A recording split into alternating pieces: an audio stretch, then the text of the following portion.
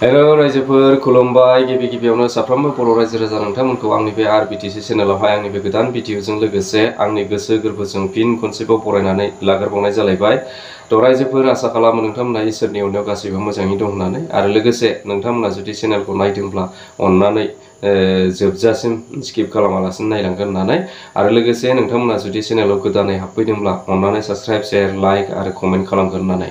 थ' रायजोफोर गिबि गिबियावनो आं आखाइ खबजोबनानै नोंथांमोनखौ खावलायनो लुबैदों जाहाथे नोंथांमोना आंनि बे चेनेलखौ हाजासे सापर्ट होयो बा मदद होयो बिनि थाखाय मानोना आंबो गुबुनफोर बादि गोदान गोदान भिडिअ नोंथांमोननि सिगाङाव लाबोबाय थानो हायो बिनि थाखाय। थ' रायजोफोर आङो भिडिअखौ साननैसो जाबायमोन लाबोनो हायैया मानोना आंहा प्रेक्टिकेलि माखासे उसुबिदा दंमोन बिनि थाखाय आङो भिडिअखौ लानानै फैनो हायाखैमोन।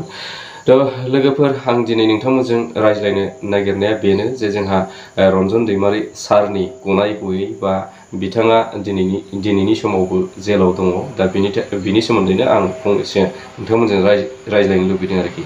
दा बेनो रायजोफोर जोंहा दिनैसिमहालागै रन्जन दैमारि सारा गोबां दुखु खस्थ'नि गेजेरजों जेलावनो दङ आरो जों आसा खालामदोंमोन जे बिटिआर एकर्डआव बिथाङा सिगनेटरि जालायनानै बिटिआर एकर्डनि माखासे एग्रिमेन्टफोरजोंनो बिथाङा गगोन होननानै बा गनांगौमोन होननानै आरो दिनैनि समावहाय बिटिआर एकर्ड जानाया 4 बोसोरानो जालांबाय नाथाय बिथाङा बिटिआर एकर्डनि सासे सिगनेटरि जानानैबाबो बिथाङा दिनै गनो हायाखै।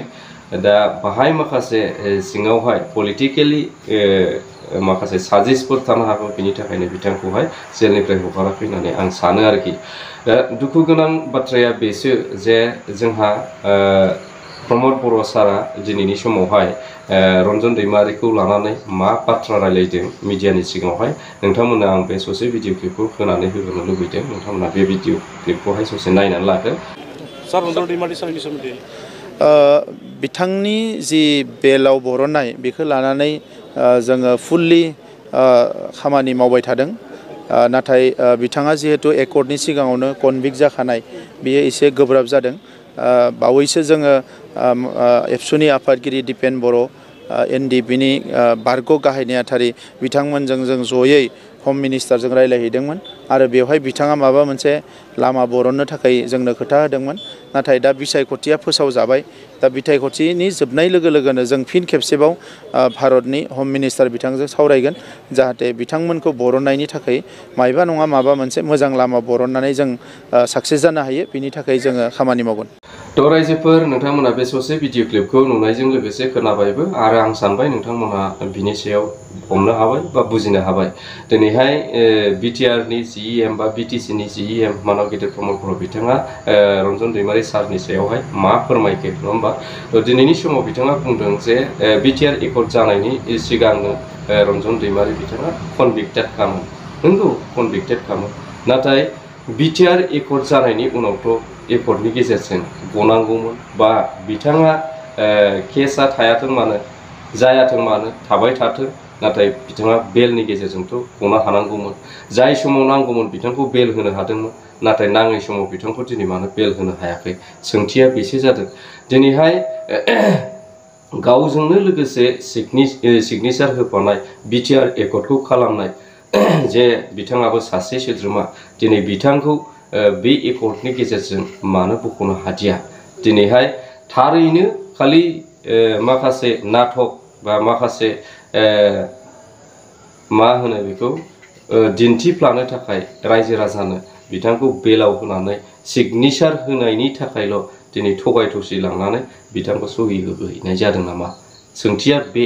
बेनिफ्राय आं प्रमद बर' बिथांनि नैबे बाथ्रा बुंनायाव आंहा गोजोननाय मोनाखै बा आङो खुब सानदोंसो जे बिथाङा मावबाय थादों सिगांनिफ्रायनो बिथांनि गनायनि थाखाय अहरह खामानि मावबाय थादों होननानै बिथांखौ सख'नो थाखाय अहरह खामानि मावबाय थादों होननानै बिथाङा सिगां समनिफ्रायनो बुंबाय थादों।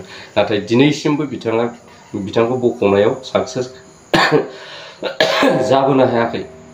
दिनैसिम 4 बोसोरनि बारलांबाय बिटिआर एकर्ड जानाया नाथाय बिथांखौ बेलाव हगारनो हायिया जोबोद दुखुनांथाव होननानै आं सानो। आरो बयनिख्रुइबो दुखुनांथावसिन बाथ्राया नैबेबाव जे जोंहा दाख्लै बावैसो जे रन्जन दैमारि सारनि हियारिं जादोंमोन, बे हियारिंआवबो दिनै बेलखौ मोननो हायाखिसै बिथाङा। दा बे बेल मोननो हायैनि गेजेरावनो बा सायावनो प्रमद बर' बिथाङा मा बुंखो, जे बिथाङा बुंदों माने दा समाव इलेक्सनबो फोसावबाय, इलेक्सन फोसावनाय हिसाबै दा बे खामानिया जाथ'नाय नंला, जोङो इलेक्सन बायनाय लोगो लोगोनो न'खर मन्थ्रिजों थांनानै जोङो रायज्लायहैफिनगोन बा बिनि सायाव जोङो माबा मोनसे मोजां लामाखौ नागिरफिनगोन, बे बाथ्राखौ बिथाङा बुंदों। नाथाय बियो बेसेबां सैथो जों दिनै नोंथांमोनहाबो बुजियो, जोंबो बुजियो, एबा जों हमनो हायो जे जोंहा इलेक्सननि तारिखआनो फोसावबाय। थ' इलेक्सननि तारिख फोसावनाय लोगो लोगोनो जोंहा माखासे जायफोर बिबानाव थानाय मिनिस्टारफोरानो जा बा जेखुनु माने डिपार्टमेन्टनि MP MLA आनो जा, बिथांमोनहा गासैबो पावारलेस जायो। दा बिथांमोनहा दिनैनि समाव पावार गैला। दा इलेक्सन बायखांनायनि उनावबा बिथांमोना सरकाराव फैफिननो हायो ना हाया, बे समासो खिथासिगोन। नाथाय जोङो इलेक्सन बायखांनायनि उनावहाय बै रायज्लायनो होननाय बाथ्राखौ जोङो मा फोथायनो हायो बा जोङो मा फोथायनाय लानो हायो? थ' बिथांमोना फैनोबो हागौ, पावाराव फैयाबो जानो हागौ। फैयोब्लाथ' जों मोजाङै मोजां रायज्लायफिननो हागोन, बा बिथांमोननि माखासे एडभाइसजों बा बिथांमोननि माखासे नाजानायजों हयथ' जानोबो हागौ जुदि बिथांमोना सरकाराव फैफिनोब्ला। नाथाय जोंथ' बेखौ गेरेन्टि होनो हाया जे बिथांमोना सरकाराव फैफिनगोन। बियो मोनसे गणतन्त्र देशसो, रायजो राजाया जायखौ मोजां मोनो बेखौ सायख'गोन। रायजो राजाया दिनै जुदि बिथांमोनखौ गाज्रि मोनोबा बिथांमोनखौ बासिनानै जोगारगोन। दा बेसो जोबोद दुखुनांथाव जादों। जोङो इलेक्सननि उनाव जुदि बिथांनि बाथ्राखौ रायज्लायनायनि खोथा बुंनायाव आंहा माने फोथायनाय गैया आं मोनदों आरोखि। जेन' हक आङो जायखिजाया इसोरनि खाथियाव आर'ज गाबो जाहाथे जोंनि रन्जन दैमारि सारा जेल सिङाव थानानैब्लाबो मोजाङै मोजां देहा मोदोम जिउ सोलेरखौ लाखिबाय थानो हाथों, आरो फैबाय थानाय समाव मोजाङै मोजां बिथाङा गाहाम देहा लानानै जों बर' रायजो राजाफोरनि गेजेरावहाय फैनो हाथों उदां अख्राङाव, आं बेखौ आर'ज खालामबाय। थ' रायजोफोर, आङो बेखिनिखौनो नोंथांमोनजों सावरायनो होननानै बे भिडिअखौ खालामनाय जादोंमोन। स' थेंक इउ फर वाचिं। जै बर' हारि।